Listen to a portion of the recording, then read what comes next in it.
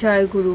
পরম দয়াল আমার তোমার শ্রীচরণে জানাই ভূমিষ্ঠ প্রণাম, আর আপনাদের প্রতি প্রত্যেককে জানাই রানন্দিত জয় গুরু। আজকে আমি আলোচনা করব ভাগ্যের চাকা সত্যি সত্যি ঘুরবে। কেমন করে ঘুরবে, কি করে ঘুরবে, আর ইষ্টভৃতি করার সময় এই কথাগুলো বলুন আর ভাবুন, সব সমস্যার সমাধান পাবেন।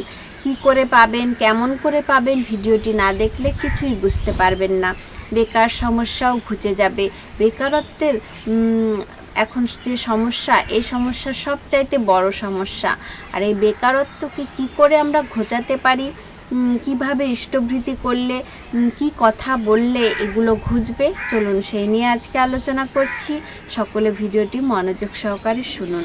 জীবনে গুরুকে পেয়ে হালকা গা ছাড়া রকমে চললে কোনো আনন্দ পাওয়া যায় না, কোনো প্রাপ্তি ঘটে না। পেতে গেলে করতে হবে।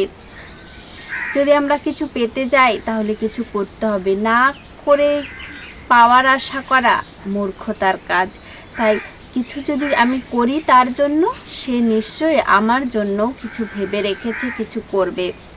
ধরো, করো, হও, পাও, এগুলো কিন্তু আমরা সবসময় এগুলোর পেছনে ছুটি। ধরো, করো, পাও, হও, এগুলোর পিছনে। ঠাকুর বলেছেন করাই পাওয়াকে ডেকে আনে। শ্রী শ্রী ঠাকুর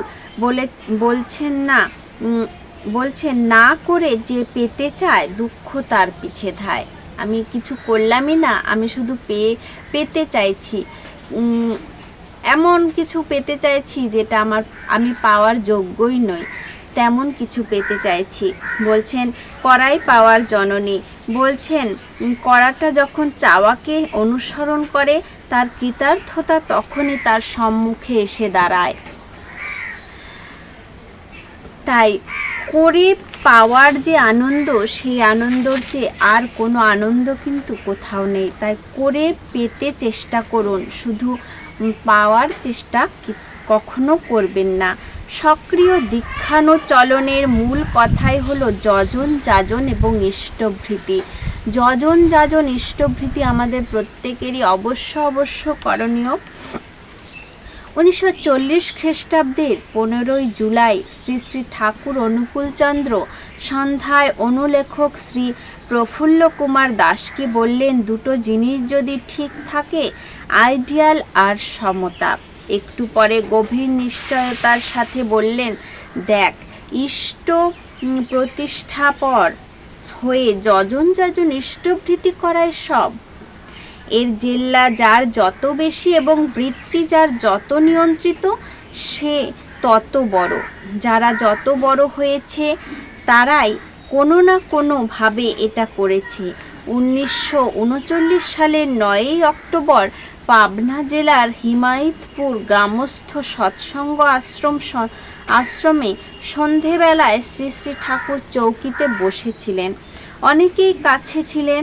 কলকাতার একজন ব্যবসায়ী ভদ্রলোক জিজ্ঞাসা করলেন, কিভাবে কৃতকার্য হওয়া যায়? ঠাকুর বললেন, যজন, যাজন, ইষ্টভৃতি মানুষ মাত্রই করণীয়। নিজে সাধনা করতে হবে, সঙ্গে পারিপার্শ্বিককে বোঝাতে হবে, আর ইষ্ট ভরণের মধ্য দিয়ে নিজের কর্মশক্তি কেন্দ্রায়িত করে সত্তাকে অটুট করে তুলতে হবে। 1940 খ্রিস্টাব্দের 25শে জুন অনুলেখক শ্রী প্রফুল্ল কুমার দাস জানতে চাইলেন, ইষ্টভৃতিতে পুরস্কার ও জৈবের যোজন হয়, এর অর্থ কী? শ্রী শ্রী ঠাকুর বললেন, পুরস্কার হলো মোটর পার্ক, শিল্পী অঙ্গ। জৈব হলো সেন্সরি পার্ক, অনুভূতি অঙ্গ। ইষ্টের জন্য কতকগুলি করা হলে করার যে অ্যাকুমুলেটেড এফেক্টস, তা আমাদের বোধে ধরা দেয়। 1940 খ্রিস্টাব্দের 21শে আগস্ট রাজশাহী থেকে একটি ভাই আশ্রমে এসেছেন। এবার শুনুন সমস্যাটা। তিনি বেকার অবস্থায় আছেন বলে জানালেন। ঠাকুর বলছেন, 1 মাস নিজে উপায় করে ইষ্টভৃতি কর, তখন ঠিক পথ পাবি। নিজে উপার্জন করে ইষ্টভৃতি, কিন্তু সেটা অসৎ পথে নয়, সেটা সৎ পথে। অর্থাৎ ইষ্টভৃতি সম্যকভাবে করার প্রচেষ্টার মধ্য দিয়ে একটা মানুষের ভাগ্যও বদলে যেতে পারে। তাই ইষ্টভৃতিটা নিজের টাকা দিয়ে করার চেষ্টা করুন। নিজে যেটুকু আয় করবেন সেটুকু দিয়ে করার চেষ্টা করুন। নিজেকে স্বনির্ভর করার চেষ্টা করুন। নিজে যেটুকু করতে চাইবেন সেইটুকুই করুন। আপনি যদি একটা টিউশনে পড়ান, সেখানে যদি একটা ছাত্রও পান, একটা স্টুডেন্ট পান, সেখানে যদি আপনি 500 টাকা পান, সেখান থেকে আপনি কিছু টাকা ইষ্টভৃতি করুন। দেখবেন এতে আপনার ভাগ্যের দরজাটা খুলে যাবে, আপনার ভাগ্যটা বদলে যেতে বাধ্য হবে। ভাগ্যটা আমরা কিন্তু নিজেরাই পাল্টাতে পারি, কিন্তু আমরা চেষ্টা করি না। আমরা সব ঠাকুরের উপর ছেড়ে দিই। ঠাকুরের উপর ছেড়ে দিলেই যে আমাদের ভাগ্য বদল হবে এমনটা নয়, নিজেকেও কিছু কাজ করতে হবে। ইষ্টভৃতির মাধ্যমে এই কথাই শ্রী শ্রী ঠাকুর দৃঢ়তার সঙ্গে বলছেন। ম্রিয়মাণ হয়ে চলতে থাকা জীবনে পুনরুত্থানের জন্য এই তার নিদান, এই তার প্রেসক্রিপশন। রীতি বিধায়না গ্রন্থে 150 নম্বর বাণীতে বলেছেন, যিনি প্রিয়পরম, ইষ্ট যিনি সেও প্রিয়পরম। যিনি জীবনের মুক্ত কল্যাণ অন্তরের আবেগ উৎসারণার সহিত সক্রিয় তৎপরতায়, তার ভরণ পোষণী অনুধ্যায়তায় আগ্রহ উদ্দীপ্ত আকুতি নিয়ে শত প্রবৃত্ত নিয়োজনায় প্রত্যুষে আহ্নিকৃত সমাপনান্তে নিজে কোনো কিছু আহার করবার পূর্বে তার জন্য উদ্গ্রীব কৃপণা নিয়ে বাস্তব যা কিছু উৎসর্গ করা যায় তাই ইষ্টভৃতি। জীবনযজ্ঞের দৈনন্দিন প্রথম প্রাণস্পর্শী আহুতি নিত্য গুরুর জন্য বাস্তবে দেওয়ার মধ্য দিয়ে ইষ্ট দেবতার প্রীতি উৎপন্ন হয়। যে প্রীতি আমাদের প্রিয় সম্পদ। আমাদের জীবনে বহু ভালোবাসার মানুষ বা বৃত্তি থাকে। এইসব বিচ্ছিন্ন ভালোবাসার হিতমদ করতে করতে আমাদের জীবন শত ধাপ বিচ্ছিন্ন হয়ে চলতে থাকে। কিন্তু কোনো শ্রেয় পুরুষের সেই ভালোবাসা নিবন্ধ হলে তার জীবনকে শ্রেয় পথে বিনায়িত করে। বরণ করো তারে যিনি শুভবর্ষী বরেণ্য। সকালে যথা সময়ে ইষ্টভৃতি করতে হবে জল গ্রহণের আগে।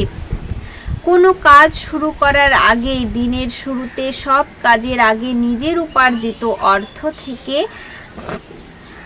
গুরুর জন্য নিবেদন করার সুযোগ পেয়ে আমি ধন্য। এই ভাব নিয়ে, এই বোধ নিয়ে ইষ্টভৃতি নিবেদন করতে পারলেই মুশকিল আসান। তাহলে কি বললেন শ্রী শ্রী ঠাকুর শুনুন। কোনো কাজ করার আগে, মানে সকালে যথাসময়ে ইষ্টভৃতি করতে হবে জল গ্রহণের আগে, কোনো কাজ করার আগেই, দিনের শুরুতে, সব কাজের আগে, নিজের উপার্জিত অর্থ থেকে গুরুর জন্য নিবেদন করার সুযোগ পেয়ে আমি ধন্য। এই ভাব নিয়ে, এই বোধ নিয়ে ইষ্টভৃতি নিবেদন করতে পারলেই মুশকিল আসান। এই ভাবটা যদি আমাদের মনে বসে যায়, আমাদের মন থেকে যদি উঠে আসে, তাহলেই কিন্তু মুশকিল আসান। তাই ঠাকুর বারবার বললেন, কিছু গ্রহণের আগে, কিছু খাবার খাওয়ার আগে, কোনো কাজ শুরু করার আগে আমাদের ইষ্টভৃতি করতেই হবে।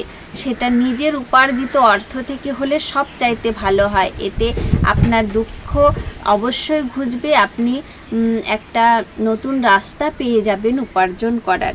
সেই নিবেদন তার কাছে পৌঁছাবেই। আর এই নিত্য মহাযজ্ঞ করার মধ্য দিয়ে আমাদের বহু দুঃখ, দুর্বিপাক, কর্মফল ইত্যাদি তো কেটে যায়। সবচেয়ে বড় লাভ হলো নিত্য তাকে দেওয়ার মধ্য দিয়ে তার প্রতি আমাদের ভালোবাসা তৈরি হয়। গুরুর প্রতি, গুরুরূপ ঈশ্বরের প্রতি এই ভালোবাসা অনুরাগী জীবনের পরম সম্পদ। একটুখানিও যার এই অনুরাগ তৈরি হয়েছে, জীবনে দুঃখ, শোক, ভয় ইত্যাদি তাকে আর খুব একটা কাবু করতে পারে না। ইষ্টভৃতি বিষয়ে শ্রী শ্রী ঠাকুরের বাণী। অরুণ উষার আগেই করি স্নাত্রী শয্যার সকল ত্যাগ, সেই রাগিনীর অনুরাগে করিস ইষ্টভৃতির জাল, তার মানে যজ্ঞ। জীবন যদি যাই রে তোর, ইষ্টভৃতি ছাড়িস না, ধর্ম অর্থ কাম মোক্ষের এই নিশানা ভুলিস না। তাই ঠাকুর বলেছেন যজন যজন ইষ্টভৃতি এমনভাবে করতে হবে, মনের আবেগ অনুভূতি দিয়ে করতে হবে, যাতে আমাদের সফলতা আসতে বাধ্য হয়, আমাদের সফলতার দরজা খুলে যায়, আমাদের মুশকিল আসান হয়ে যায়। তাই এমনভাবে এমন ভাব নিয়ে ইষ্টভৃতি করুন। আর এই ইষ্টভৃতি করলে কি হয়, গুরুর প্রতি ভালোবাসা বাড়ে, তার প্রতি টান বাড়ে, আর তাকে ভালোবাসলেই সব কিছু সম্ভব। মনের সেই আবেগ দিয়ে, সেই আকুতি দিয়ে তাকে ডাকতে হবে। সেই মনের যে আকুতি, যে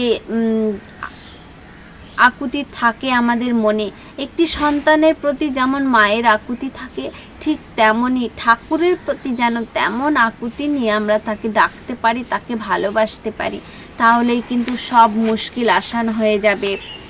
তাই ঠাকুর বাণী দিলেন, জীবন যদি যাই রে তোর, ইষ্টভৃতি ছাড়িস নে, ধর্ম অর্থ কাম মোক্ষের এই নিশানা ভুলিস নে। তাই এগুলো আমাদের ভোলা চলবে না। আর জীবন যদি যায়ও, ইষ্টভৃতি কিন্তু আমাদের ছাড়া চলবে না। ঠাকুরকে ভালোবাসা আমাদের পরম ভাগ্য, যে আমরা ঠাকুরকে পেয়েছি, আমরা এই জীবনে আমাদের ঠাকুরকে পেয়েছি, এই ভাগ্য নিয়ে আমরা এই পৃথিবীতে এসেছি। এর চাইতে বড় ভালো আর কিছু হতে পারে না, আর কোনো কিছু হতে পারে না। তাই ঠাকুরের কাজ করে যান, অবশ্যই কিন্তু সফলতা আপনার দরজায় এসে কড়া নাড়বে। আজকের আলোচনার প্রসঙ্গ এই পর্যন্তই। আবার আসবো নতুন কোনো আলোচনা নিয়ে। আপনারা সকলে ভালো থাকবেন, সুস্থ থাকবেন। জয় গুরু।